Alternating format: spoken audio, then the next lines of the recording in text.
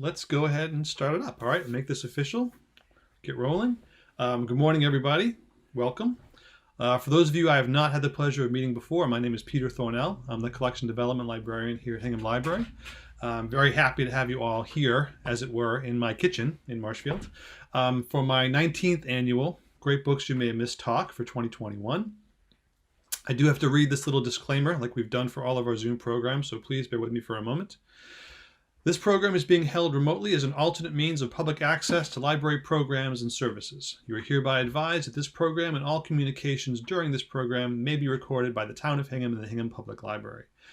By participating in this program, you agree to and grant permission to the recording and/or public display of your image, voice, or name, and that no royalty, fee, or other compensation shall become payable to you by reason of such use. At this point, I usually say we're not recording this, but today, in fact, we are recording my part of the presentation, so you don't have to worry about anything, just me and this ginormous close-up. The last thing I will ask is, again, for everyone to please keep your microphones on mute for the duration of the talk, but please feel free to turn them back on at the end if you have a question. Also, because we had a great turnout today, we had to switch to a different Zoom account that does not allow a chat function. So if you do have any questions during the talk, you can just make a quick note and be happy to talk about anything when we're done. This has been another interesting year with a lot of people still not visiting the library in the numbers that we are used to. So there have been a lot of great books coming into the library waiting to be discovered that have gone a bit undernourished. For anyone new to this talk, my goal each year is to gather a list of great books that are every bit as engaging and memorable as the big titles and authors we've all heard about, but for one reason or another, they just didn't get the same kind of press or word of mouth. I always try to choose books that cover a wide variety of styles and genres, and I always take a moment to mention this is not a list of my own personal favorites of the year, but rather the result of combing through lots of different best of lists, having conversations with patrons, which hasn't honestly happened as much as it used to, and then generally just keeping my eyes and ears open to what's out there and what I've read and all kinds of stuff like that. Always looking for titles that are worthy of inclusion. As always, I hope I have a list of books that many of you have not already read. If I'm lucky, there'll be a few books you've never even heard of, which is really what I'm going for. One final thing before I get started, and I added this last year as like a kind of a prologue, and I think I'll keep it forever because it just makes sense so I don't repeat myself, although I'm still likely to do that. The common thread for all these books and what holds everything together and why they're here is because of the quality of the writing. If a book gets great reviews up and down from all kinds of sources, but when I go to look at it, if the first page doesn't make me want to go to the second page, it's not going to make the list. Also, when I describe a book, especially a novel, I will likely tell you little more than appears on the book jacket. It's very easy to spoil a book for someone by giving away a little too much information. You never know, what piece of information is going to ruin it for somebody, because that's happened to me before. I talk about this all the time. So just know that I will be talking about, just enough tidbits to get you interested, but I'm not going to describe the whole book. Finally, once again, I need to address the fact that the real fun of this talk for me has always been seeing all of you and being in the room with you and making lots of eye contact as I go along. I like that. I obviously can't do that here from my virtual perch in Marshfield. If I'm looking at the camera, I can't look at what I'm reading, and I can't see you anyway. So I do write this talk in advance, as many of you know, mainly so I don't forget any of the key things I want to talk about. So it will often look like I'm reading in this wonderful close-up because that's, in fact, exactly what I'm doing. But by the end, I hope it all works out. I hope you enjoy the talk. I hope you go and place lots of holds on the books as soon as I stop yammering on. And I really hope you find maybe even a new favorite book. So having said that, away we go. We're going to start with a debut novel. Some of you know I adore debut novels. Excuse my tea.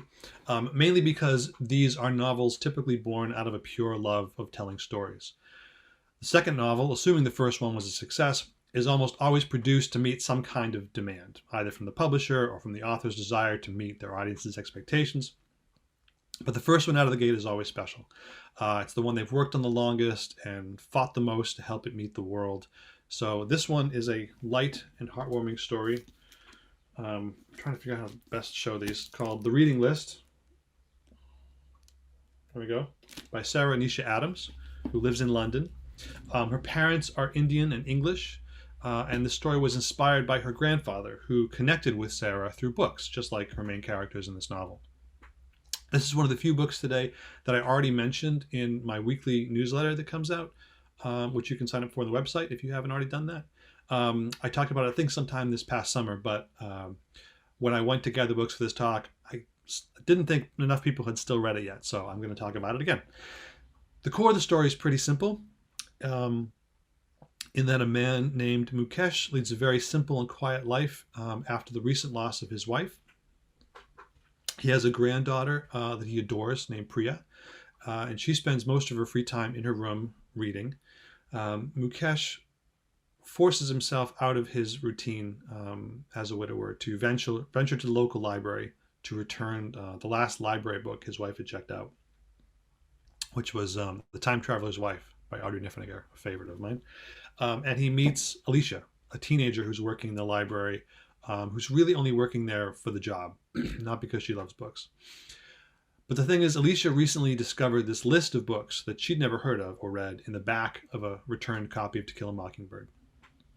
She eventually decides to read all of these books, including things like Rebecca, Life of Pi, A Suitable Boy, and Little Women.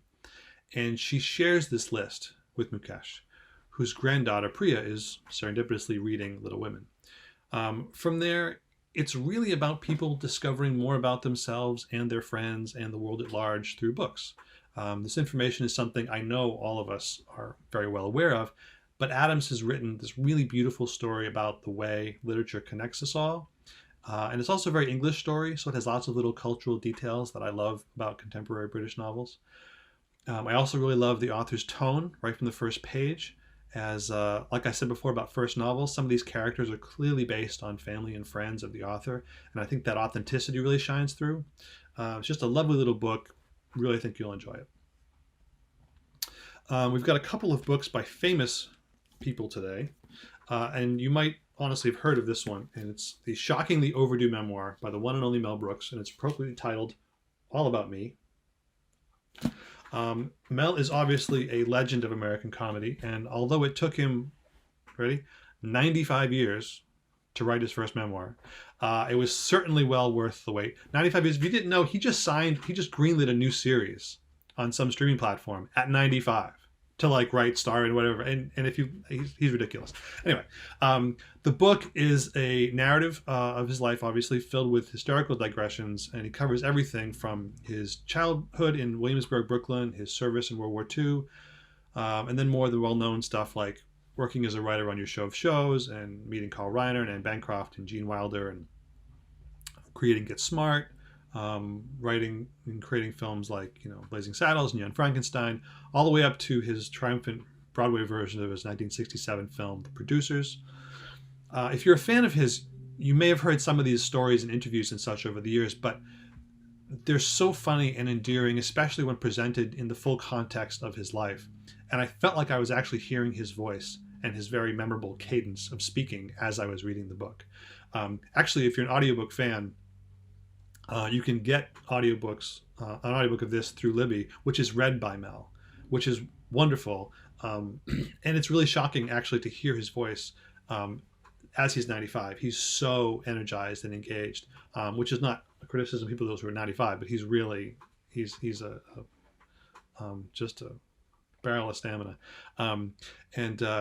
We actually, every time I mention this, I think about this guy. We actually had a patron named Eugene Rust, who was one of my favorite patrons of all time. And he died about maybe 10 years ago. And the last time I saw him, he was 94 or 95. And he was just a firecracker. He was the best guy ever. And I always think of him when I think of Mel Brooks, because he was just this great example of still being really engaged and excited about things at 95. Anyway, that was a digression. But this is a really fun story of an eventful life told by an inveterate writer in a wonderfully conversational style, with a hint of kind of childlike wonder at the things he's been able to experience and create, with certainly a strong dose of humble bragging. If you've ever heard him talk about himself, he'll certainly say things like, it's not always bragging if it's the truth. So if you're a fan of his, or honestly, if you're a fan of comedy or film or theater, it's really just a treat. Lots of fun. And I should add, since I mentioned about the audiobook, every book in the talk today, while being available as a physical book at the library, is also available on Libby as an ebook or an e-audio book. There's only one that's not available as an audio, and I'll mention that when I get to it. Okay, excuse me as I continue to take sips of tea here. The one thing about working from home is I don't talk anywhere as much as I do when I'm at work, so I tend to dry out when I'm just going for 90 minutes. Okay, we have another cinema-themed book here for a minute. This one is just fantastic, an absolute joy to read, and it's not about a person, but more about the life and career of one story, if you will. This is Leave the Gun, Take the Cannoli, the epic story of the making of The Godfather by Mark Seal. When he says epic, he really means it. Seal has been a contributing editor for Vanity Fair since about 2003. And he wrote a feature for Vanity Fair in 2009 about The Godfather, and then decided to dig much deeper and make this book out of the story, which I'm very glad he did. What is so great about the book is that he begins at the very beginning with a struggling novelist named Mario Puzo. Mario's life was not really going as planned. He had a young family, kind of a crummy job, an addiction to gambling and food, which was not serving him very well. But then one day in 1963, he's watching television, and he becomes captivated by Senate hearings on organized crime. He heard the testimony of a man named Joseph Valachi, who was the real deal. He was a mid-level mobster with lots of connections, lots of info, and it was really the first time the nation had heard people talk about organized crime in this way. He talked about the crime syndicate he worked for as the family. He said things like, you live by the gun and by the knife. And he called one of the heads of the family he worked for the Godfather. All this information stuck with Puzo, and he just ran with it. The information on Puzo is so good that I really wish that Mark would write a biography just about him, because his story seems really amazing. But he covers the eventual publication of the novel, and then the road it took to become a film. He presents detailed portraits of all the major players, like Albert Ruddy, who was the producer, Robert Evans, who was the studio head, and of course, Francis Ford Coppola, who was the writer-director, who was initially uninterested in the project, didn't want to do it. But clearly his vision and his insistence on casting people like Pacino and Caan and Duvall and Brando proves that he was the film's catalyst. There are some great stories about the difficulty the production had between several different groups, including the Italian-American Civil Rights League, who believed the film stereotyped Italian Americans in a negative way, and then frequent clashes with clashes and involvement, actually, from members of the actual mafia, who either thought the film portrayed them too negatively, or else were concerned that they were getting too many things right, and were wondering where their information was coming from. The success and legacy of the film was clearly cemented upon its release, and the book is so detailed that Seal doesn't even reach the beginning of filming until page 243. It's so good. The key elements of the book are clearly Puzo and Coppola, and it's just a perfect combination of extensive research with fascinating new interviews, clearly a love for the Godfather saga as a whole. I read a lot about film and music, and this is probably like the definitive book, maybe forever, on the making of this movie. And it's just so much fun to read. Again, any fan of movies, or this movie in particular, whatever, it's a must read for film buffs. This next one, or next two, is kind of a twofer. I have two books here that take a similar approach to two very different time periods and groups of people.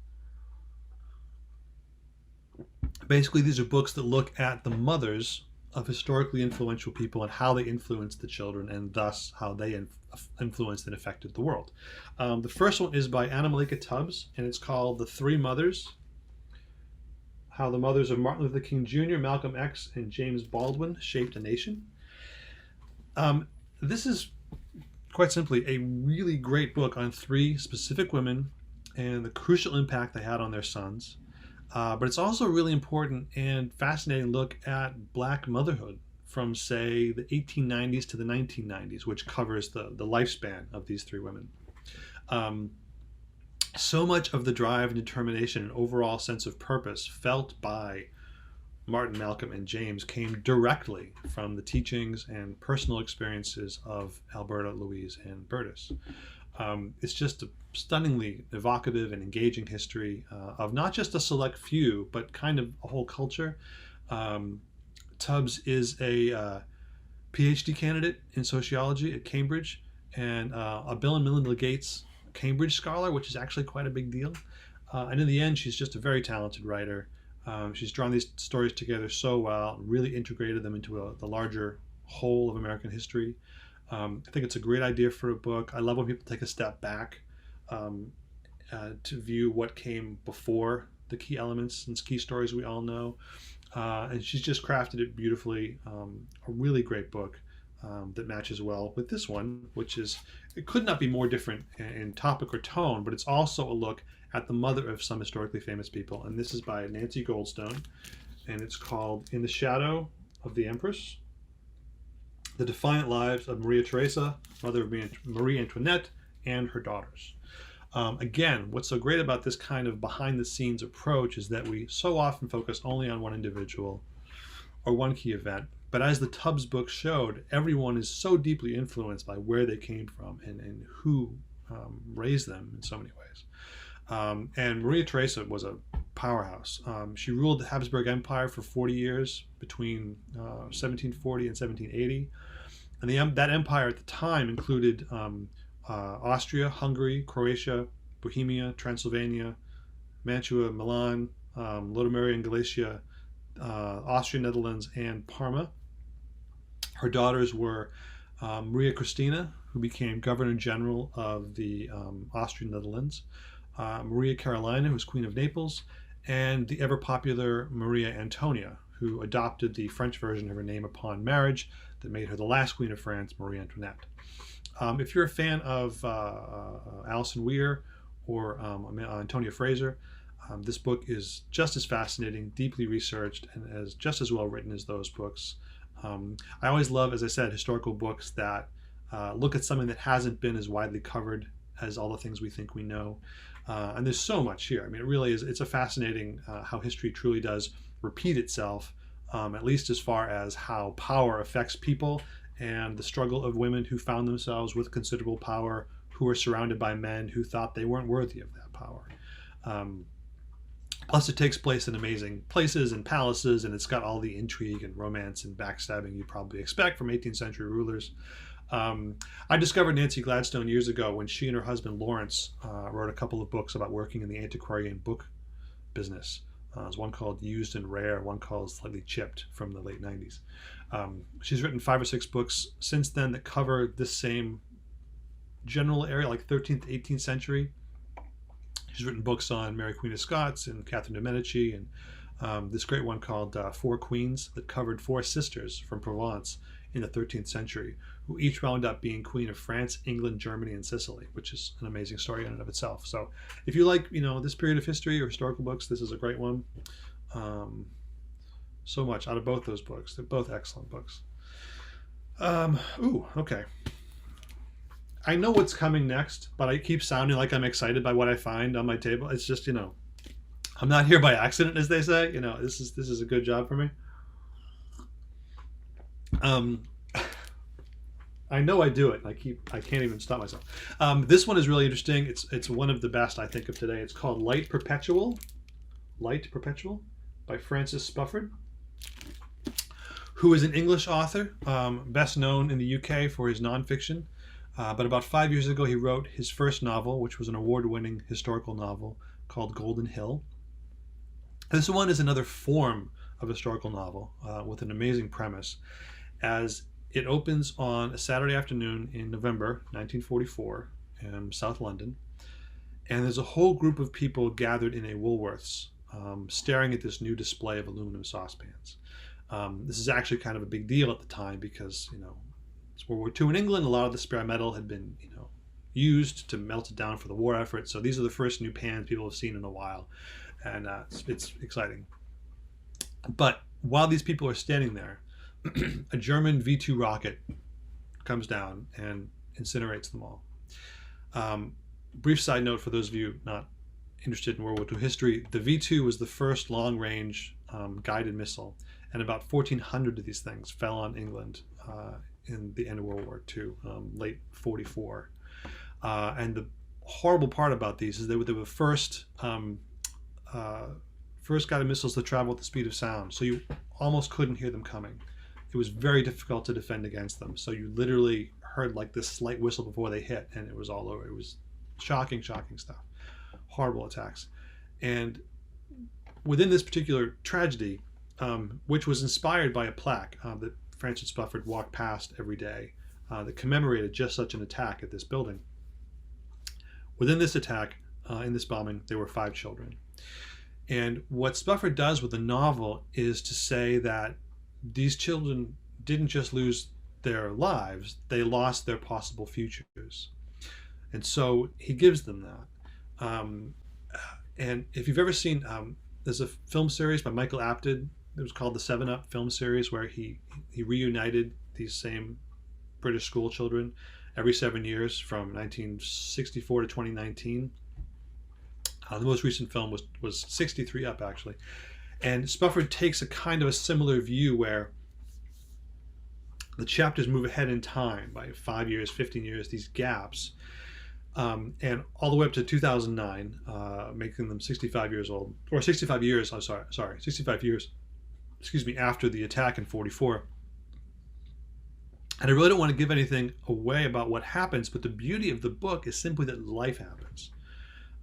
There's nothing particularly extraordinary awaiting these characters, so it might seem like any other story where you're watching 5 people, grow up and live their lives and intertwine with themselves. But because of this initial idea that these are stories that never were or never meant to be, it truly adds this whole different tone to the story that I really just adored. The first 7 pages, basically the opening of the novel, describing the bombing, have some of the most memorable writing I've ever seen, which is always a great way to start. One of my favorite novels is called The Man Without Qualities by Robert Musil. It's this German modernist 1,700-page novel that was published, unfinished novel, of course. Unfinished novels are always 1,700 pages. That was published in pieces between like 1930 and 1943. And the opening page of that is my favorite piece of writing ever, especially my favorite opening of a book. And this one is firmly in second place. This was so good. And he's the kind of author that as you start reading him, I just want to read his grocery list. I just love everything about him. So I'm definitely going to read Groceries, Golden Hill, his first book, pretty soon, and everything else he writes. He's only 58, so he's got a lot more to come. I'm really excited about him. And it's just one of the most kind of quietly well-written books I've read in a long time. So I really loved it. This one.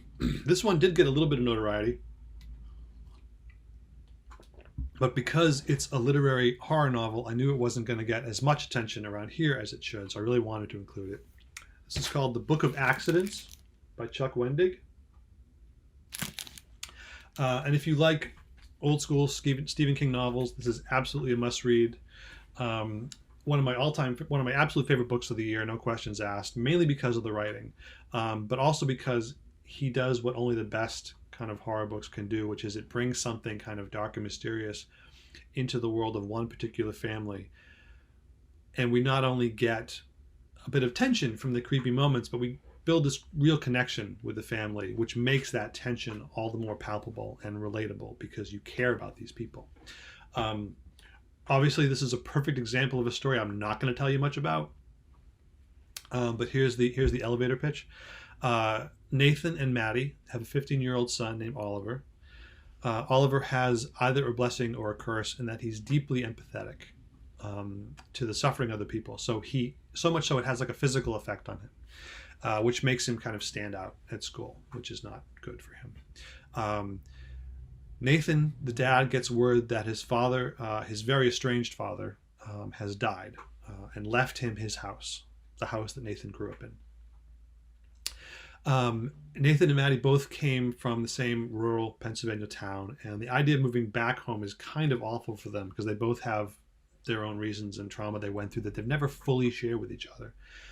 But they quickly see it as kind of a second chance with Oliver, so away they go. This all happens in the first maybe 25 pages of the book out of a 525-page novel. So there's a lot of stuff ahead for this family, which you get a taste for in the prologue. There's actually 2 prologues, which is kind of cool as well, which really set the stage for what is lurking ahead for these people. And I want to say so much about this book, but I went into it almost completely blind because I just know the author and I just grabbed the book. And so I really want to recommend it to people kind of in the same way. Chuck Wendig is just a great storyteller. Again, I've said this in probably every talk I've ever given, but what makes a truly great writer is a particular combination of the skill to put one's thoughts on paper, but also the much harder ability to acquire. I think you just have it or you don't, which is the ability to think up a bunch of thoughts worth putting on paper in the first place. He's written a lot of other books. He's worked in comics and film, which seems really obvious because you can really see this story unfold in your mind's eye as you're reading it. I want to tell you so much more, but I really don't. I just want to basically talk about it with you once you've read it. That's what I want to do. It's the kind of thing that if it interests you at all, check it out. Just read the first 15 pages. Read like the 2 little prologues, because you will know right away if it's your thing or not. And most likely you're going to be pulled into it and want to just go for the ride. It's just a phenomenal book. Again, early Stephen King, I know people like, poo-poo early Stephen King stuff because it's hard. The reason he's so famous is not because he writes scary stories, it's because he just is a good storyteller. And that's kind of the same thing. Chuck, as you're reading this book, you know that this man grew up. He's about my age. He grew up on Stephen King. You just feel it, that he just knows how to tell a good story. So it's great. And if you don't read enough, horror stuff, give it a shot. It's fun. It's great. Again, I did it again. I didn't mean to do it. I'm such a sucker. Okay, we're going from a very long book to a very short book now. Any of you who've been to my talks before know I have this penchant for what I call little books. They are possibly the true literary love affair of my life. And what I mean by little books is literally a little book, a little 150-page, small little book. Especially one that tells, really mesmerizing and unforgettable story. And there's something about the size of the book makes it feel like it's this little secret treat for me. It's not some big doorstop. It's going to take days or weeks to read. It's something you can kind of devour in one sitting if you want to. I truly, truly love them. I've read hundreds of them. And this one is called The Blue Book of Nemo by Manon Stephen Ross. Little book. Ross is a Welsh novelist, playwright, and screenwriter. She's still very young at 39, but she's written over 40 books in Welsh. This one she actually wrote in Welsh and then translated into English, which is pretty cool. The story is about a woman named Rowena and her 14-year-old son Dylan. They live in the Welsh countryside, and the story is set just a few years in the future. The crux of the story is that in 2018, a nuclear disaster brings civilization to a standstill. All this happens kind of off screen, as it will. Rowena and Dylan, who was only 6 at the time, found their way to a small house. It's kind of in the middle of nowhere. And in the weeks and months and days after, the end, they roamed the area, getting what they could from abandoned houses. And one day they find this blank notebook with a blue cover in a house in Nemo, town of Nemo. And they take turns writing in the book, form of like journal entries in the book, which is what this book is. This is literally the blue book. This is the notebook. And they each write these journal entries, but they also don't read what the other wrote. It's meant to be kind of a testament to what they're going through, but also kind of a third person that they can talk to about their thoughts and fears and whatnot.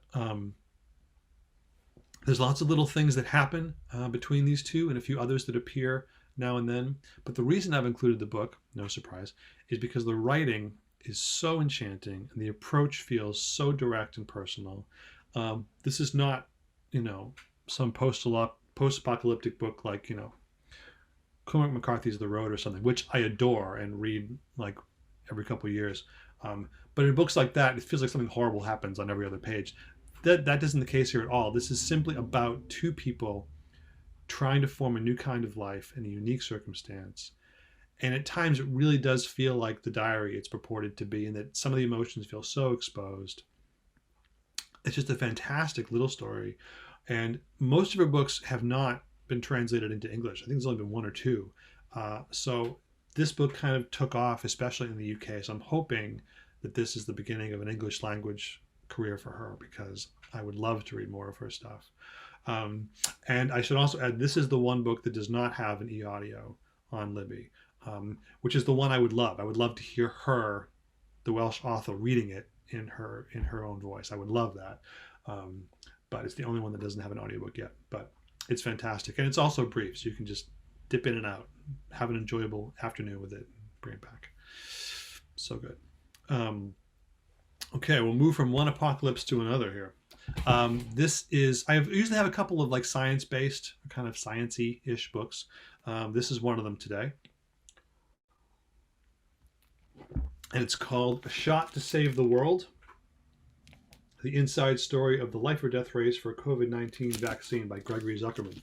Zuckerman is an investigative reporter for the Wall Street Journal. He's written a few other books in the last 10 years or so.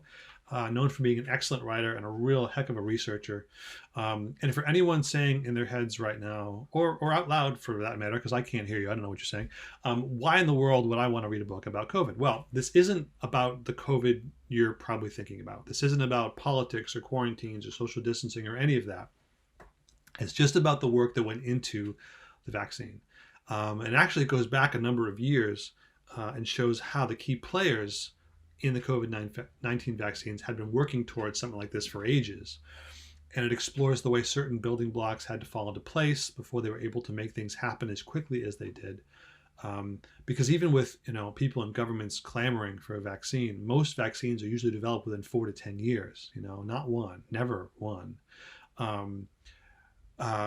But the key to the vaccines that we're using now is the fact that so many of the key players from all around the globe were already working on approaches that could be expanded upon for the COVID vaccine. I know that, most of the vaccines that people get now have, like they're live virus vaccines. You get the flu vaccine, you're getting a little bit of the flu to help your body fight it off. These are different. What's different, you may have read this already, but what's different about these is that they use messenger RNA to help our cells battle any illness, or in this case, COVID-19. And it's the use of the messenger RNA that is not only the key to how these vaccines work, but a key to how they can be used to create all kinds of future vaccines for all kinds of problems. There's been a great deal of books that deal with, diseases and people working on them, everything from, Richard Preston's The Hot Zone to Andy Schultz's masterpiece And the Band Played On. Earlier this year, there was another book about COVID-19 called Uncontrolled Spread by Scott Gottlieb, who was a former FDA commissioner. That one looks at the larger picture of COVID crisis as a whole, and how governments and drug companies and hospitals and just people at large were not prepared for a pandemic, despite the fact that everybody kind of thought they were.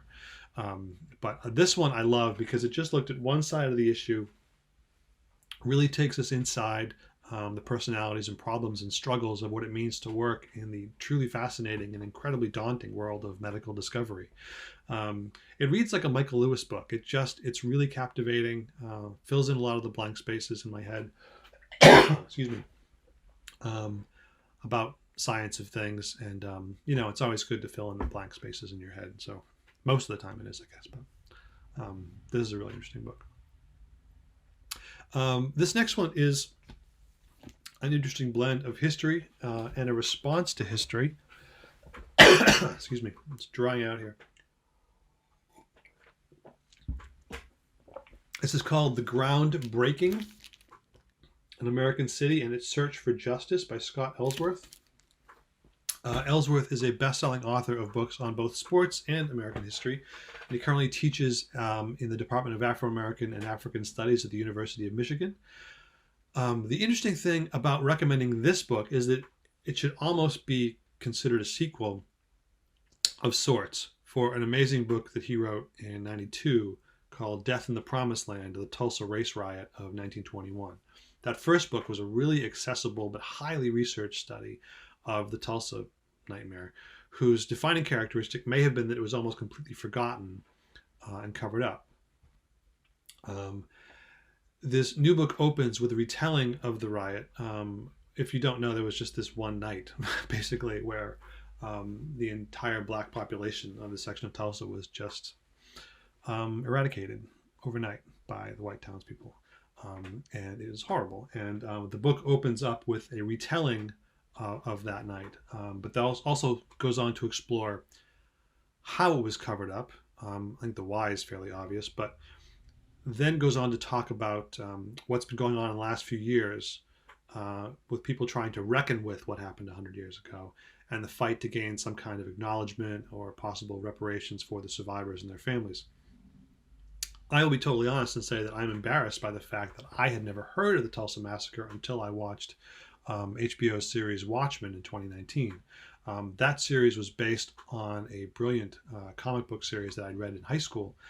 And that original series was, as was the TV show, based on it's like an alternate reality story. It's very similar to our time, but a little bit different.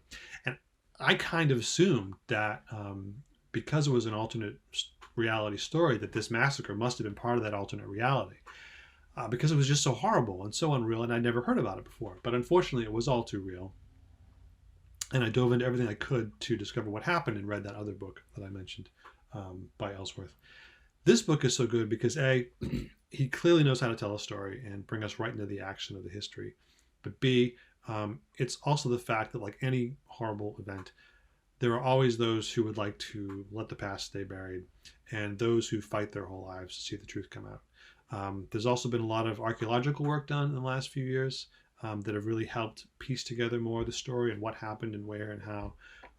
And since the last 5 or 6 years have been, such a horribly high degree of racial strife and contention, especially in places like Tulsa, it's a really intriguing and telling story that seems kind of important to our national narrative. And I think anyone who appreciates history or current culture could appreciate and really learn from a story like this. It's great. Powerful, but great. Okay, we're going to go way lighter right now. I said I had a couple books on famous people today. This is the other one. This is, it weighs a ton too. This is Gargao by Robert Gottlieb. As I'm sure you can imagine, there have been countless books written about Greta Garbo mainly since her self-imposed exile in the 40s. Yet this is a new, comprehensive biography that might be the final word on her. It's so good. And it's also just a physically gorgeous book. Gottlieb was editor-in-chief of Simon & Schuster for many years, and he edited some fairly decent authors like Ray Bradbury, Salman Rushdie, Toni Morrison, Margaret Drabble. He knows how to put a book together. He's got a pretty serious resume, and this one feels like it's more than a book. I think it's printed on like photo paper. It's a gorgeous thing, and the photo paper is fitting because he's included a couple hundred photos all throughout the text that document everything from her earliest modeling jobs in Sweden to the living room of her recluse-era New York apartment. Possibly the most fascinating thing about Garbo as a whole is that, as Gottlieb notes, her career was only about 15 years, very brief, and most of her films are actually a little mediocre. Critically even thought so. And they don't seem to merit the legend that surrounds her, but her name is still synonymous with this type of Hollywood glamour and mystery that could only come from Hollywood. We learned about her life and her work and her fluid sexuality and the handful of people who knew this enigmatic woman, like Maurice Stiller, who was the man who brought her to America in the first place, a woman named Salka Viertel, who was a screenwriter and a very motherly influence to her. I'm a huge fan of oral biographies, where someone interviews lots and lots of people and you read their pieces together. But with this one, his research is so complete and he talked to so many different people and the style is so engaging that it actually reads like an oral biography that's told through a singular voice, if that even makes sense. There's even this great section at the end called a Garbo Reader, where it has these historical extracts on Garbo, like letters and things written back in the day from fellow actors and critics and writers. And even this list where he mentions every occasion that her name appeared in song lyrics, which is really cool. Um, Basically, it's just a brilliantly written and constructed portrait of a true icon of the cinema, who I think most people really only know from her name. I mean, I've worked at the library for 23 years, and I have talked with so many people over the years of various ages about all kinds of things and movies and people like this. Most people, well, a very few people have maybe seen Ninotchka or Queen Christina, but most people, regardless of their age, have really never seen her in action. There's a lot of people, you'd be amazed, they have never seen a Garbo movie. They just know Garbo. They just know this image. So it's a fantastic book. She really did leave a fascinating life. And maybe if you read it, it can kickstart, an interest in her films, and then you'll go back and watch those and fall in love with the Barrymores or John Gilbert or somebody, and you'll be off on this whole new cinematic quest, which is awesome. The library can feed that urge. Don't worry about it. We got you covered. Or you might just like the book. Either way is fine for me. So it's a good one. This one, you might have heard about this one. It came out in the fall. It's called Smile, The Story of a Face by Sarah Ruhl. Sarah is a playwright, essayist, and poet, and she's has had plays produced on and off Broadway, won lots of awards and accolades. Simply a very well seasoned and accomplished writer. This book is a memoir covering a specific issue that's filled the last 10 years of her life. Sarah was expecting her second child when she found out she was actually having twins. She had a few difficulties in her pregnancy, wound up on bed rest for the last 4 months, but the babies were born a little early, but very healthy. Day after the birth, felt exhausted but happy. Day after that, she developed Bell's palsy, and as some of you may know, she's told right away, 90% of the people who get this get better fairly quickly, and you'll be fine. As you can imagine by the fact that she wrote this book, she was not fine. Her children wind up having to stay in the NICU for about a week before they can go home. And while Sarah is aware that she's physically fine on the whole, she has a major play in production. She's just given birth to twins, and she's suddenly lost control of half of her face. What follows is a beautifully expressed journey through her struggles with this issue, as a woman, as a mother, as a playwright, trying to communicate things to casts without being able to, form easily identifiable facial gestures. A fascinating series of thoughts about the smile in general, specifically the way we're often judged by whether we smile at things or not, how women are expected to smile more than men. All the fears she had about her children, who have this innate, ability. They mirror everything they see. So what does that mean to her as a mother when she's essentially unable or almost afraid to smile in front of her children? It's just an excellent book, told with this amazing combination of forthright honesty and a slowly revealed empathy for herself.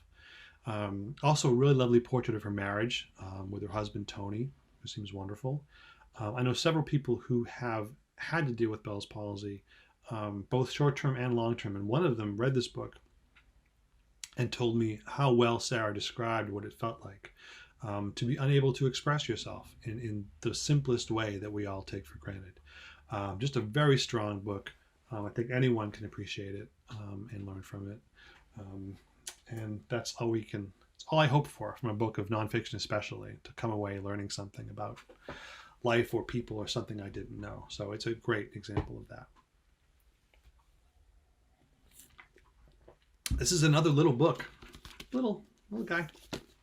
Truly, I don't go out of my way to find these. They seem to know where I am, and they just seek me out. This is called A Lie Someone Told You About Yourself by Peter Ho Davies, who is a British-born author.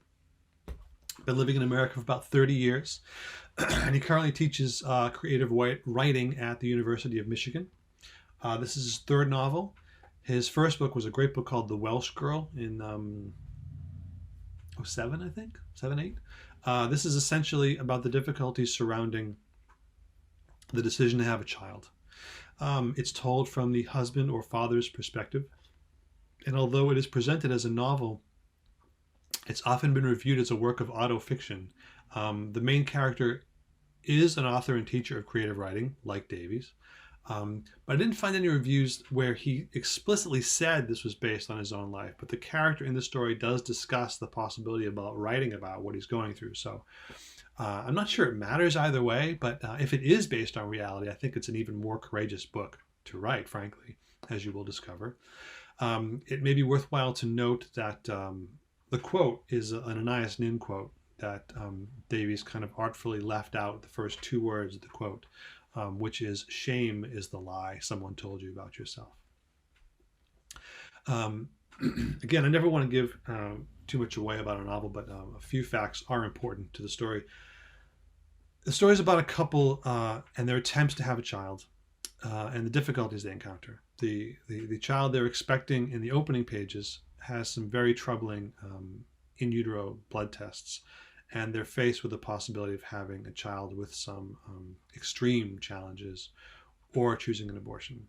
The second child does not have troubling blood tests, but comes with their own personal handbook of rules and regulations, as all children do.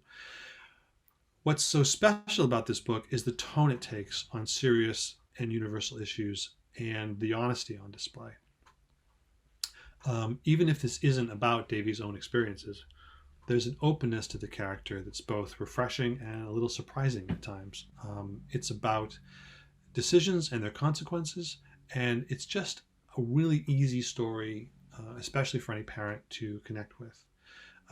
Decisions are made that you will understand and agree with or not, but that's kind of the brilliance of it, because even though there's this light tone to the whole book, and the whole point of the book, I think, is that nothing surrounding the decision to have a child is or should be taken lightly. It's all about what happens next, what happens after. In the jacket blurb, or as I wrote down, in the jacket blurb it says, quote, "When does sorrow turn to shame? When does chance become choice? And when does diagnosis turn to destiny?" Unquote. These are likely unanswerable questions, but being able to walk through these moments in someone else's shoes is very enlightening and instructive. And again, as the case is with many little books, oftentimes it's the way the text is positioned on the page. It makes it a different experience, makes it a little more, a little beyond the ordinary. Just a very utterly absorbing little book that I loved. Yeah. I mentioned unanswerable questions. This is a very cool one, but it comes with an interesting caveat and a first in my 19 years of doing this thing. I always have a couple of science books on the list every year, and I found this one in a bunch of lists of the best books of 2021. It won a couple of 2021 writing awards, looked great. So I jumped in, read it, loved it. Then, after I'd written it up, I discovered it was actually published in 2020. And for some reason, a lot of places had treated the 2021 paperback as the original release. So officially speaking, I have to be honest because that's who I am. It's a 2020 book, so it's illegally in the talk, but whatever. I loved it so much, and because, a lot of places did have it on their 2021 lists. I'm going to tell you about it. Anyway, can't stop me. It's called The Sirens of Mars, Searching for Life on Another World, by Sarah Stewart Johnson. Johnson is an associate professor of planetary science at Georgetown University. She's worked on 3 of the Mars rovers, NASA's Mars rovers. She's an amazingly gifted writer, as you will discover, hopefully. What's great about this book is that it isn't simply a scientific look at Mars, which it definitely is, but it's also, and even more so, really a kind of memoir, tracing Johnson's own fascination with science and space, and Mars in particular, since she was a child, intertwined with a history of humanity's fascination with Mars and the way that's manifested itself in the rover missions. I've read a decent amount of science-based nonfiction in my time, and this is truly one of the best I've ever read. Her description of the rover expeditions and the men and the women who've made them happen is endlessly fascinating, but even more so are her stories about her own journeys across our planet, looking at some of the most desolate and peculiar places on Earth. in an attempt to hone her skills at being able to find life where there isn't any. Because, this is kind of unique to science, because most things, most scientific tests can be run on all kinds of things, but you just can't mimic a planet that no human has ever set foot on. So what do? You go to the most arid and barren places of our planet, the middle of Australia, the depths of Antarctica, where nature is so unyielding that no one can live there, and you study what creatures and microbes do live there, because life does live everywhere. She's really an amazing person with this tremendous sense of curiosity, which seems to be lacking in general sometimes, I think. So it's just a thrill to follow her along. Parts of this book really do feel like we're reading her journal, like her personal diary, because she just has this way of sharing the wonder that she feels in her writing. I always think people should read outside of themselves, everything from a science book to the horror book. Experience something you haven't experienced before, try something you haven't tried before, because there's no easier way to do it than just to pick up a good book and learn about some new facet of our world, or our universe in this case. It's just a great book, really fun, really fascinating book. This next one was in my weekly update back in March, I think, last March. It was then and is now a very thought-provoking look at place, both where we are and, more importantly, where we come from. It's called Uprooted, Recovering the Legacy of the Places We've Left Behind by Grace Olmsted. Grace is a journalist who focuses on farming, localism, and family for all kinds of publications. She's been in the Times and the Post and the Wall Street Journal and things like that. She currently lives and works in DC area, though she's originally from rural Idaho.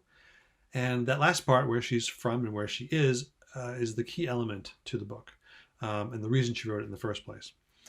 On a trip back to Idaho with her family, she sees the way the fields and farms that she knew as a child had become streets filled with single-family homes, and the little businesses that used to thrive are all gone. This is obviously the kind of thing that has happened to a lot of small towns across the country, but the trick for Olmsted is that she's caught in an almost impossible intellectual and emotional situation, because she's realizing the dramatic changes that the flight of many, or if not most, of the younger generations have left upon these towns, but she's one of those people. She's one of the ones who have left. When people leave a place for something supposedly bigger or better, what happens to those they leave behind? What happens to the place they left behind? And what's great about this book is that she's not offering any answers or solutions, because there really aren't any.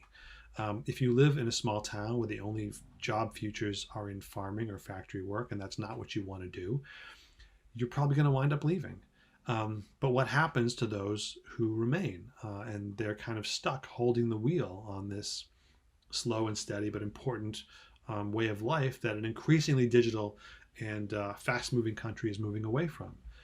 We will always need farms and always need factories, and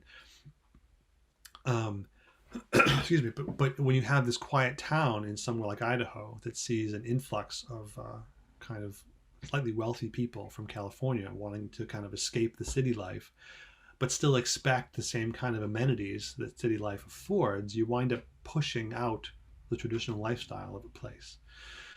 She really provides a full picture of her hometown, the people who live there, and you walk away from the book knowing why some stay and why some leave.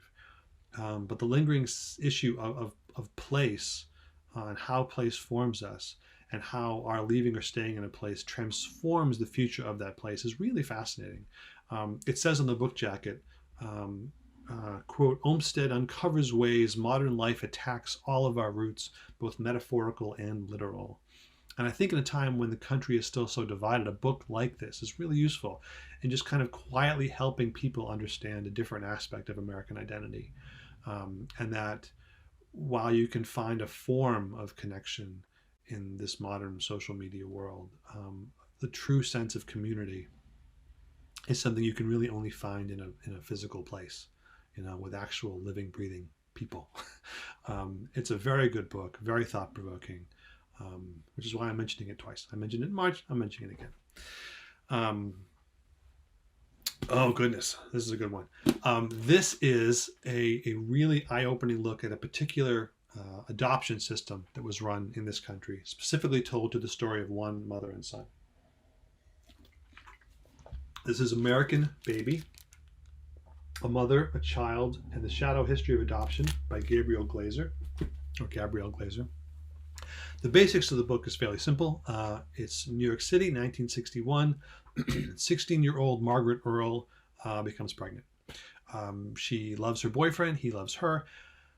But their families were kind of scandalized by the pregnancy, so Margaret's parents took her to the Wise Agency. Now, the Wise Agency was a Jewish adoption agency that facilitated closed adoptions between Jewish women and families.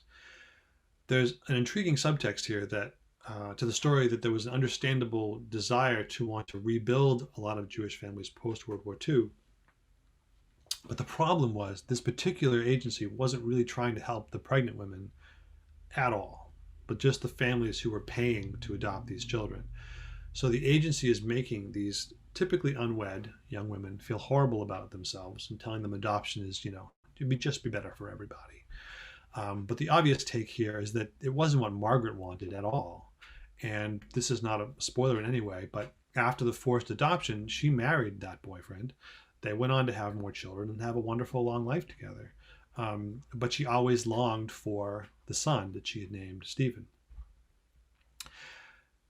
Cut to 2007, and a man named David Rosenberg, whom the author met for another reason when he was in his late 40s, he had long been interested in finding his birth mother, and Gabrielle soon got drawn into his story.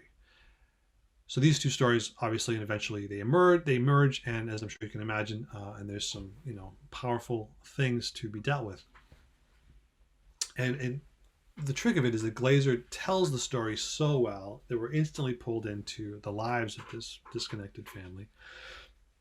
If you've read books like Martin Sixsmith's Philomena, you'll have an idea of all the emotions and hurdles involved here. But Glaser's goal was not just to tell the story of Margaret and David, but also to look at the way forced and closed adoptions used to work in this country, especially through the Wise Agency. It's a very, very compelling story. Lots of kind of shocking adoption stories sprinkled throughout. And Glaser, I should have mentioned before, is an author and journalist that specializes in mental health, medicine, and culture. And she really makes you feel their story. Absolutely excellent book. Very memorable. Ooh. I always save outliers near the end. This is one of my outliers. I usually have one or two books that are a little bit different from the rest, and that I know, while not everyone may want to read them, those who do, I know will fall in love with them. This year it is called When We Cease to Understand the World by Benjamin Labatut. He is a man in his early 40s. He was born in the Netherlands, but he also spent much of his childhood in Buenos Aires and Lima, and he now lives in Santiago, Chile. So this book has been translated from the Spanish. It is his third work of fiction, but his first to be translated, so I'm very excited that we get more from him soon, I hope. The simplest way to describe this book is to say he's written 5 fictional stories about very real scientists and mathematicians, including Werner Heisenberg and Erwin Schrödinger, and used a tremendous amount of detail to flesh out these men at certain points in their lives. When I first started reading, I immediately thought of 3 of my favorite John Banville novels, Dr. Copernicus, Kepler, and the Newton Letter, all of which are amazing fictional recreations of a scientist's life. Banville's my favorite author of all time, so I have to drop him in every book doc at some point.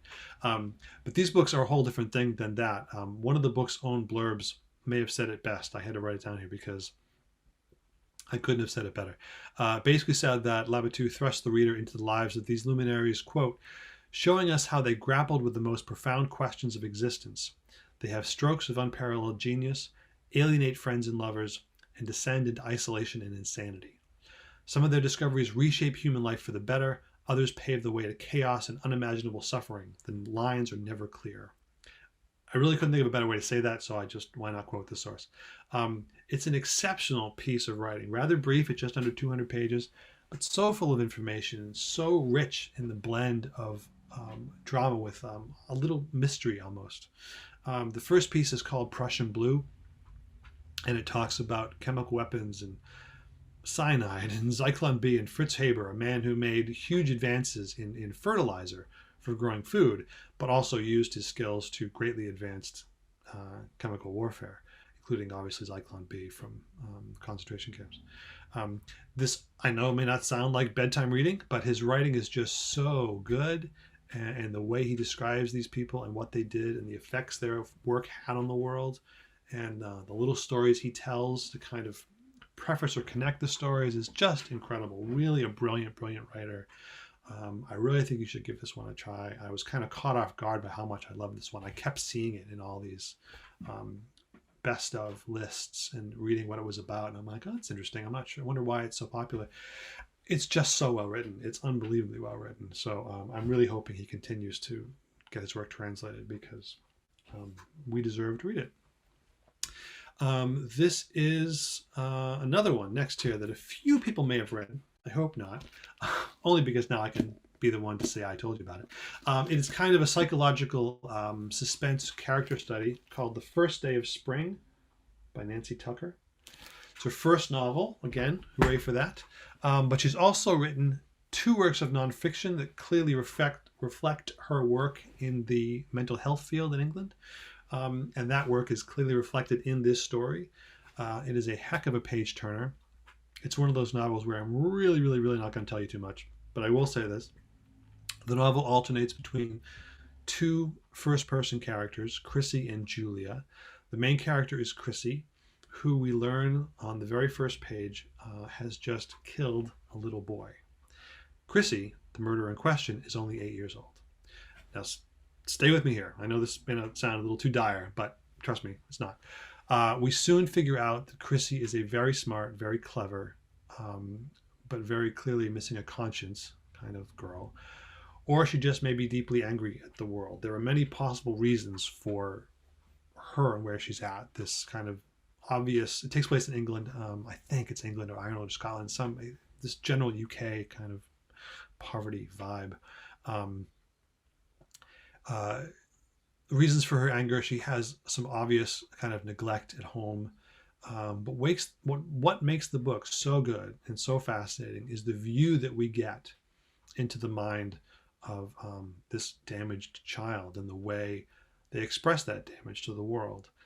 When Chrissy gets older, she's living somewhere else under a different name, just waiting for the past to catch up with her and her now young daughter that she has. The whole story just moves basically along the rails from the very first line, which simply says, "I killed a little boy today."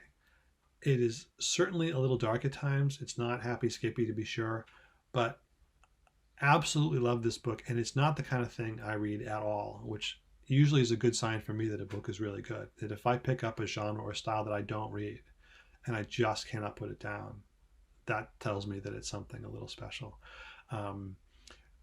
If you like any kind of psychological suspense and stuff, this is an amazing book. With Chrissy, it's like you feel for her one minute and then you can't believe what she's saying the next. I meant to, when I didn't, read some interviews with the author to see what the impetus was behind this book. Not even for the talk, but just for me, because as a reader, I was so curious about the choices that the character made. And knowing the author's background, I knew that she's not creating this out of whole cloth. She's basing this on truths that she's seen in real people. Again, not something I would normally have picked up, but it's just, I don't know. I love picking up something I haven't read before. It acts as kind of a reset for my head, a literary palate cleanser, if you will.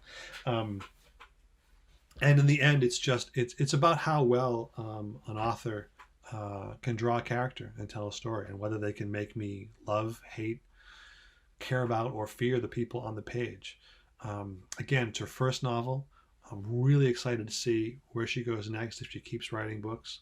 And I definitely have a feeling that Nancy Tucker will soon be way too popular to appear on my talk again. I hope so, for her sake. Okay, 2 books left. 2 books left. One more sip of tea, 2 books left. Okay, this next one is something the likes of which I've really never seen before, and it's called Invisible Child, Poverty, Survival, and Hope in an American City by Andrea Elliott. Elliott is an investigative reporter for the New York Times. She's won a bunch of awards, including the Pulitzer Prize. And this, in my beautifully long list of debuts today, is her first book. In a nutshell, which does a tremendous disservice to the book. It's a story of 8 years in the life of a young woman named Dasani. The book begins in 2012. Dasani lives in Brooklyn in a shelter, which is where we meet her when she's just 11 years old. She lives in one room of the shelter with the rest of her family, which amounts to 10 people. She is at the time one of 22,000 homeless children in New York. That was a record number at the time, which has since only grown much larger. Elliott followed Dasani and her family for 8 years, and almost everything in this book is based on things she actually witnessed or drew from thousands of hours of interviews that she recorded. I cannot think of another book that has been researched this closely and provides such a powerful story about just a handful of people. I could tell you 100 different anecdotes from the book, but what we're shown here is simply a detailed and extremely personal and really engaging look at poverty and racism in America, and the way child protection services can be seen as both a vital necessity and lifeline, and also a very violent wedge between a family in trouble. Dasani is an amazing young woman, and no one in this book from any perspective seems ignorant of the problems in front of them.